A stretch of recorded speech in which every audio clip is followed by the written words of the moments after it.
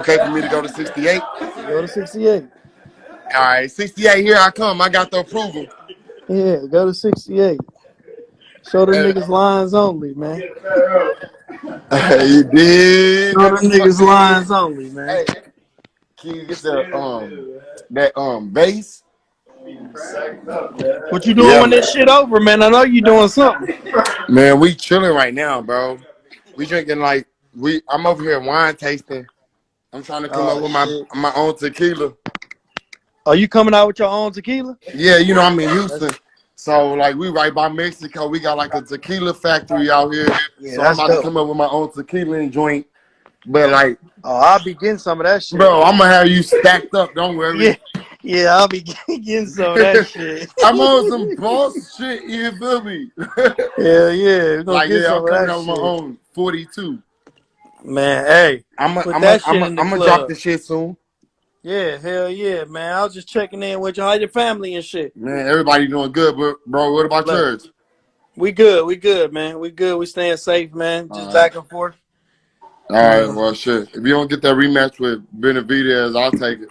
He ain't gonna give me that rematch, man. I think he ain't gonna give it to you. He ain't got no choice. I'm telling you, man. I was beating him. He won't give it to me.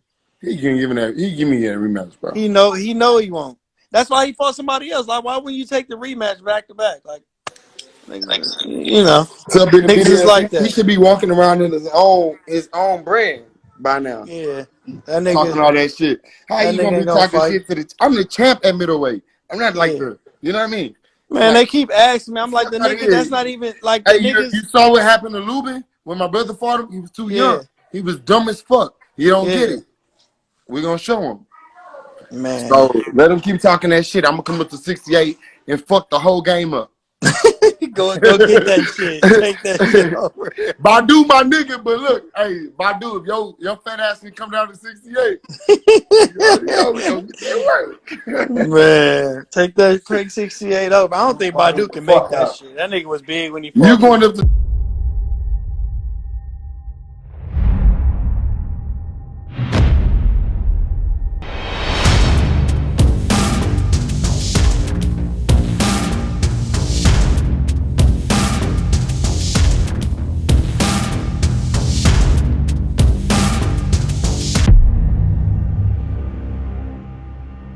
Wow, Lions only Jermall Charlo said he got the approval. He moving up to 168 and he's checking for and looking for David Benavidez. What up, Fight World? It's your boy Ego and I'm back with some more boxing. Make sure you smash the like button. Also subscribe to the channel for the latest and greatest in boxing. If you want to become part of the gang, notification gang, please hit the bell icon. Shout out to the super chats, channel donations, the Venmo donations, the Cash App, and the Patreon family. We working. Now sign up for ESPN Plus, the bundle. That includes ESPN Plus, Hulu, and Disney Plus. Get all three of those apps, one price, $12.99 a month. And a lot of people trapped at home, quarantine, self-isolation, those types of things. So if you need some content to help you get through this unprecedented time, definitely a great option right there with the ESPN Plus, Hulu, Disney Plus bundle. Use my link and it does help support the channel, what we're doing, and the continued growth. Another great way to support my channel is to hit the like button or head over to Patreon or hit the join button. Patreon revamp, boom. We got some new stuff that I'm going to be shooting over to the Patreon side or the channel member side. So make sure you guys get tapped in with me. We about to turn up, quarantine or not. You know, even in a recession, it's still a blessing. Let's get it. Now, very interesting stuff. Make sure you guys smash the like button. If you're new, consider subscribing. I drop daily content, live streams, cover fights, all kinds of boxing talking. You know, we have a good time over here, so consider hitting the subscribe button. Very interesting stuff. You heard the clip at the beginning. Jermall Charlo, Lions only, Houston representative. He said that he got the approval, you know, and I'm guessing he's talking about, he was on the phone with Anthony DIRRELL, and DIRRELL obviously just fought David Benavidez on the Errol Spence Sean Porter card. I covered that fight. Shout out to my man DIRRELL, very cool dude. And you know, shout out to him and his brother. The DIRRELL brothers been staples in the boxing game for a while. But anyway, DIRRELL was doing good in the fight. Then he ended up getting stopped by David Benavidez. And you know, Anthony DIRRELL, he got a nasty cut in that fight, things like that. First time he had been stopped. David Benavidez, you know, he moves on, stays undefeated, got his belt back, WBC belt. Now, fast forward to the future, we're in a pandemic, no real live events on. You know, they're talking about closed doors, you know, closed to fan events, studio only events. We'll have to see what happens. But Jermall Charlo was doing the live with Anthony DIRRELL, and he said, man, I'll move up to 68. Yeah, I can get that David Benavidez work. And this is what he said exactly. 168, here I come. I got the approval. If you don't get that rematch with David Benavidez, I'll take it. And he's referring to, again, Anthony DIRRELL, who fought David Benavidez on the Errol Spence Sean Porter card. Very good co-feature. That was a great card last year that I covered. He says, 168, here I come. Once again, I've got the approval. If you don't get that rematch, DIRRELL, with David Benavidez, I'll take it. You saw what happened to Erickson Lubin when my brother Jermall fought him. He was dumb as fuck.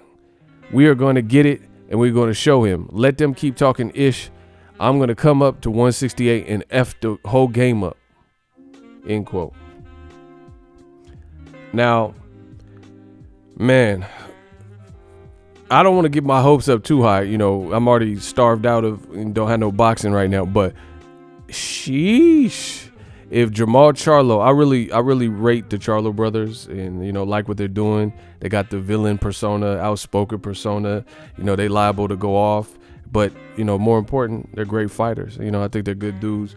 Charlo, he has all the makings right now. He just has to keep doing what he's doing and get the big fights that the boxing world is on edge and you know, the whole world's standing still to watch. You know, a big stadium type of event. But he got it. You know, he got the skills. I've covered several Charlo fights, both of them. You know, actually, I covered both of their last fights. You know, I was at the Houston fight with Brandon Adams. I was there for Charlo and Austin Trout on the same card. WBC belt was at stake, and his brother Jermall beat John Jackson. That was a tough fight. People don't give that performance credit because I had John Jackson pretty much winning. You know, this was a while ago, so Charlo was still, I think he's become more of a monster anyway. But Jermall, you know, he had some issues with John Jackson's boxing, and then he switched it up on him. He switched it up, and it was lights out. A few hooks, you know, boxing. You can't blink. You can't let off the gas and, you know, take your eyes off the road. And John Jackson did it and got blasted, nasty knockout. And then after that, Charlo, Jermall started doing some nasty knockouts. The Tony Harrison rematch knockout was nasty. Erickson Lubin clearly was nasty. Hatley, that was a nasty. And those were bad blood. The Lubins and the Hatley, those are like some bad blood. And the Tony Harrison too. You know, so they both been on a tear. But back to big Charlo, Jermall's the bigger one. See, a lot of you don't know ish about boxing, and Roger Mayweather was right, because I still see to this point like people who are allegedly diehard boxing fans, and they at this point can't tell the difference between Jermall and Jermall. Like Jermall will be on PBC Live and they asking him all questions about Canelo and Triple G, and he ain't even in that division. But a lot of people don't know ish about boxing, so you know they going after the wrong twin. Or Jermall would say something, they asking him about, oh, but what about the Tony Harrison loss? You know, they don't even know what twin you talking to. Horrible. You know, I will admit, when they first were like first came out, I had a hard time distinguishing who was who. But I'm talking about when they were on like undercards and stuff for PBC, like they were on undercards, you know, things like that. Like, you know, I didn't really know the difference. And at the time, I think I'd really feel like Jermall got bigger. You know, he just kept growing or something. So and they got different tattoos and stuff. I can easily tell the difference between them at all times now. But, you know, you just got to pay attention to detail. But like one has a chest piece tattoo, you know, it's just easy stuff. One's taller, a bit bigger, you know, but they both part of the same team, you know, the Lions Only team. Back to the title of the video, Jermall Charlo. Listen, I don't want to get my hopes up. Him versus David Benavidez. Now that's a wet dream type of fight. That's a crazy fight. He's basically saying, you've seen what happened to Lubin. All these young, you know, basically like these young boys, these young bulls talking about me and my brother. You're going to see they too young. And he said this before. He called out David Benavidez a couple months ago. This is just a reiteration of what he's already said. He said you're going to see a vet versus a kid. So he believes his experience in the game, his youth, and being a little bit older, a couple of years older, he feels he'll spank David Benavidez. You know, he feels he can move up to Benavidez territory where he's a champion and beat him. Man, I think this pandemic is giving people a whole new, brand new appreciation for the sport of boxing. You know, when it's all over, not necessarily now, but when it's all over, you're going to respect the live event and stuff that people probably took for granted. Man, I hope, my real hope for the sport of boxing, the sport I love, is that these cracking ass fights get made and promoters start like really taking notice. All this downtime where you can't make the fights or you can't rely on the crowd and ticket sales and live gates and stuff like that. I hope boxing comes back swinging as soon as this stuff is cleared to, you know, to safe or whatever, because there's some really good fights. Now, I will say this. I love David Benavidez and I love Charlo. Like, that's just an overall great fight. But there are some other fights that, you know, listen, I put it like this. There's some other fights that need to happen, in my opinion. But if Charlo was just moving straight up to 68 and that's who we wanted to fight, then, hey, who am I? I ain't going to get in the way of that. But I did want to see David Benavidez versus Caleb Plant. You know, that's still a great fight. David Benavidez versus Zurdo Ramirez. But he kind of moved up to 175, so I don't know how realistic that is. But I heard from people who were there about their sparring sessions. And, you know, I heard some good stuff. I heard it was like, you know, people would have paid to see them.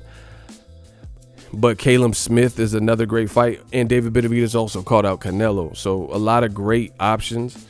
And as far as Charlo, he could fight Chris Eubank Jr., Deryevchenko, Golovkin. You know, maybe Canelo if he comes back, Andrade. So there's some great fights at here.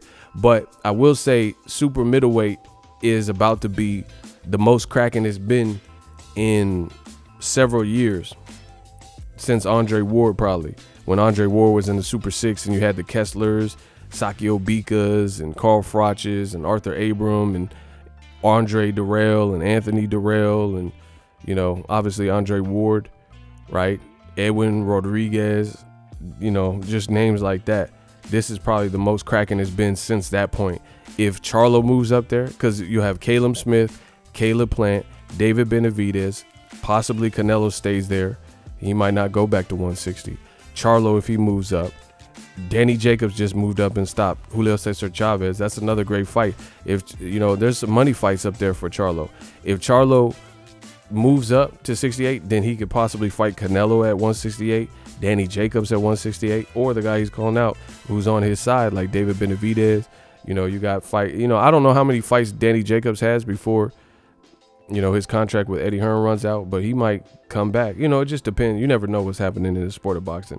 But let me know what you guys think. Charlo definitely has skill, piston-like jab. Benavidez, listen, I mess with Benavidez, but I will say Charlo's right. He is young, and this is the other thing. He's a monster offensively, but in my opinion, I was at his fight, and, you know, you wasn't there. When he was fighting Anthony Dirrell, he was having some problems being outboxed. He was being outboxed, you know, but he has that type of durability and ruggedness where he weathered that, dealt with that, and then the cut kind of woke his game up and stuff. But guys like Caleb Plant, guys like Jermall Charlo, you know, who knows how they'll play out with David Benavidez, because, like I said, David Benavidez was being outboxed by Anthony Dirrell, who has more years in the game. You know, he's been through tough fights, 2 rough and tumble Sakio Bika fights and stuff like that. He got a cut in the other fight with the I forgot the dude's name, Yildirim, Evgeny Yildirim or whatever, where he got the nasty cut in that and kept the WBC or got the WBC. You know, so Dirrell, he's been in the game. He's a veteran, but Charlo, ain't nobody bullied him. Ain't nobody bullied Caleb Plant. So those are all fresh fights as well, you know, because they don't have that much mileage on them. So great fight. Yeah, let me know what you guys think. David Benavidez, is he too big, too offensive minded, too skilled, too fast handed? Charlo, he can box, he can bang. He's an offensive monster. You know, he has defense. One thing that really impressed me about Jermall was when I covered his fight in Houston. That was a great trip, you know, and with boxing being on shutdown, I'm missing that because I had a great time in Houston. I ate good, went to Papados, all types of stuff. We had a lot of fun out there. But one thing about Jermall that really impressed me, for someone his age, under 30, I believe, he was fighting off the ropes with Brandon Adams. Brandon Adams very tricky, elusive, and much shorter, and he had good upper body movement and stuff like that. So he was tricky, but Charlo was getting Brandon Adams' respect off of the ropes. Charlo's back was against the ropes, and then he would fight off the ropes, and then Brandon Adams would have to kind of retreat because Brandon Adams was fighting a kind of a weird style fight. He wasn't, in my opinion, he wasn't all in. He wasn't fighting almost to win. Like, there's no way you're going to win in somebody else's hometown with offensive spurts that far and few in between. But when he did have these little spurts, he tried to make them count for little spots. Boom, boom, boom. Charlo's on the rope. Then he let his hands go. But Charlo wasn't having that and was backed him up off, and Charlo's back was on the ropes. You just got to know boxing to know what I'm talking about. Let me know what you guys think. Jermall Charlo versus David Benavidez. I think it's a hell of a fight. Drop your thoughts in the comment section. If you love what I'm doing, smash the like button, subscribe, all that good stuff. We working. So if you enjoyed this video and want more content like this on the channel, you can show your appreciation by going to the PayPal donate button or the YouTube support button, and you can donate any amount that you feel is equivalent to the value of this video. Much more to come. Thank you guys for your support. Boxing Ego, the future of boxing.